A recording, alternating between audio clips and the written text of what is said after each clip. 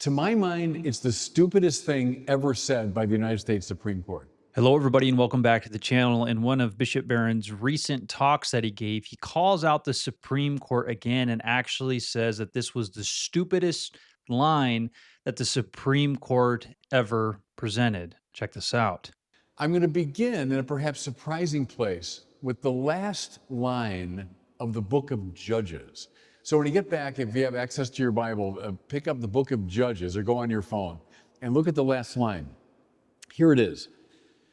In those days, there was no king in Israel. So all the people did what was right in their own eyes. Can I tell you, that's a recipe for disaster in terms of the Bible. The book of Judges is the most brutal book in the Bible, and that's saying a lot, given how honest the Bible is about human sin. There's incest and there's rape and beheading and murder and betrayal, and that's like in the first 10 pages of the book of Judges. Why is it so crazy? This is the reason why. All the people did what was right in their own eyes. Here's a formula. When fallen people do what they think is right, things tend to fall apart. Now, can I make a link between that line from the book of Judges and a line from the United States Supreme Court ruling in 1992?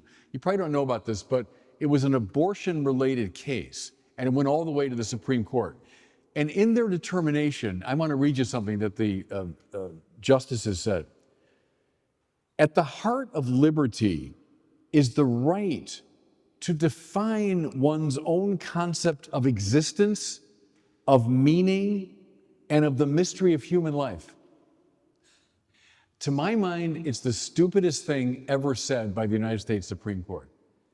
And it's functionally equivalent to the line from the book of Judges. It belongs to the heart of liberty to define the meaning of my life and of the universe. You know what that is, everybody? It's a recipe for boredom, first of all, and then a recipe for things falling apart. The Bible tells an entirely different story. It's not the story of my choice, what I want, what I desire, don't get in my way. No. Nothing as boring as that, as disastrous as that. The Bible tells the story of people being called up out of themselves by the voice of God to radical self-gift. Not me, mine, my choice, my desire. I define everything. I define the meaning of my existence. Bore me to death with that. No, it's being called up out of self-preoccupation into radical self-gift. Can I suggest, you guys, that one reason in the West there are spiking numbers of suicidal ideation, of anxiety and depression is because of these things you find in judges in the U.S. Supreme Court.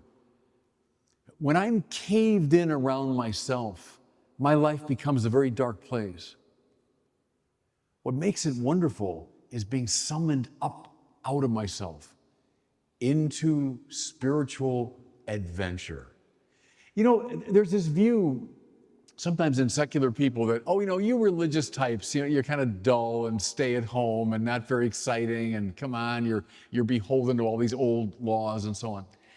On the contrary, it seems to me, authentic religion is always a summons to adventure.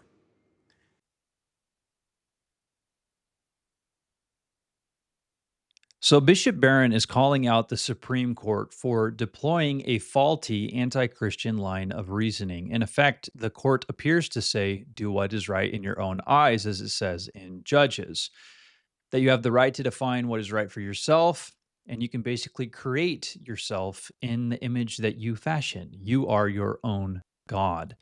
And as Bishop Barron rightly observes and says, this is profoundly absurd, and it's even dangerous. It's what leads to a society that has a dictatorship of relativism and leads to runaway depression, existential emptiness, and cultures adrift without Meaning, at one of the recent hearings of the U.S. Religious Liberty Commission, Bishop Barron warned against what he calls the culture of self invention. According to Barron, the secular logic undergirding much of modern jurisprudence assumes autonomy is king, that we may each be the sole arbiter of meaning and morality and purpose. But this posture is not benign. There is no neutrality in these things. When everyone becomes a law unto themselves, the common good unravels because truth can be whatever you want it to be. Morality becomes what you call moral. And the very idea of objective standards or binding constraints disappears, along with any possibility of shared meaning. And that's why we get a society that is afloat and there is no cohesion. The reality is that this saying, "Do what is right in your own eyes," from judges makes perfect sense of how our Supreme Court often rules. More often than not, even our legal theorists adopt premises that favor autonomy, private conscience, and individual definitions of things. And it's specifically in the ideas and realms of religious liberty speech, and judicial reasoning. And I think that's what's so important to see here. Like, these worldviews actually get embedded into laws, and then these laws begin to shape the culture. So, this supposed neutrality is impossible.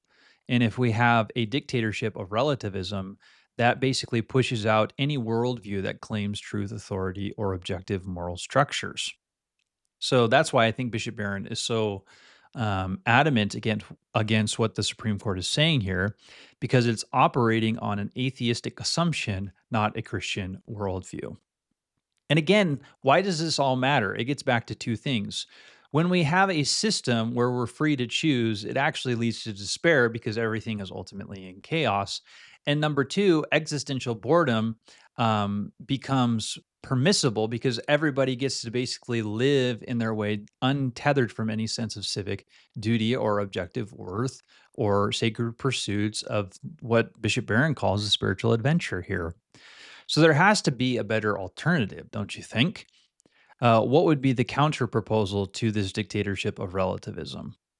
Well, think about these three things. There is a reality above yourself, namely the Christian God who has incarnate in Jesus Christ, revealed himself, ascended on high, and has instituted means by which you can grow in grace and be transformed into the imago Dei, the image of God, out of yourself. Get out of the trapped black ego, the curvatus inse that exists within you. We don't primarily invent ourselves, would be another alternative.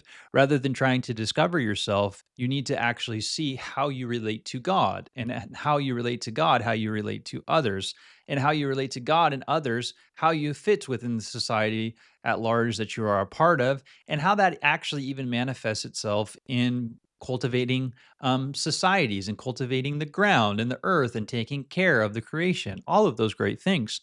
What about this alternative? That the authority and participation go hand in hand. You are in a society and you share in a commonwealth. Commonwealth. We all succeed and thrive together. You're not an autonomous individual that gets to choose whatever you want. You have a specific role in your institutions, in your churches, and in your families, and you need to fulfill that role. And in fulfilling that role, you'll actually be happy. So our society will often say things like, but this is just coercion, this is manipulation. Do you really believe that? I think the statistics show that it is on the contrary. That's why Bishop Barron brings up depression and existential emptiness and those types of things. Well, what about pluralism? I think what we're seeing in society, especially, and this is just history repeating itself, but the cultural psyche, the social imaginary of a society needs religion. And it's going to go one way or the other. And of course, Christianity was founded upon Christian principles. So I think that the psyche of America, to talk in my context, is Christian. It needs to be Christian, but that doesn't mean that you can't be accepting or allow other religions to express their religion. You can't let the other religions dominate the psyche. And the last one would be, isn't self determination a good? And I think why many people think this is because this self determination, this culture of self invention seems to produce a healthy ambition that gets people to become something rather than nothings.